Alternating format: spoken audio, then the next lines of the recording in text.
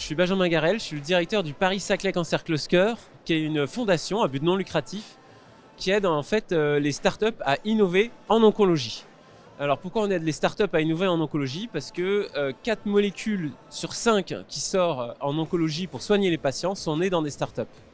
Et si on est excellent en recherche en France, on n'est pas aussi excellent à créer des startups. Et donc actuellement, autour de Gustave Roussy se crée un petit peu la station F de l'oncologie pour aider les startups à innover. Ce matin, on a eu une table ronde pour parler notamment de l'importance de l'intelligence artificielle et de l'exploitation de grosses bases de données pour innover en médecine.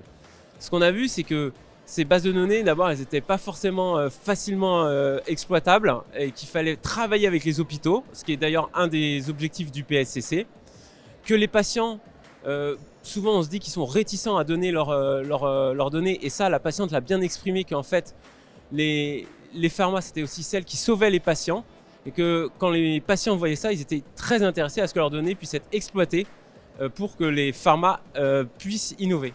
Et après ça, on a eu Pfizer et Amgen qui nous ont expliqué que justement, l'exploitation de ces bases de données, l'utilisation de l'intelligence artificielle leur permettait de diviser par 3 le risque en innovation. C'est-à-dire qu'ils étaient passés d'un taux de réussite de 7% d'innovation sur leurs nouveaux médicaments à 21%.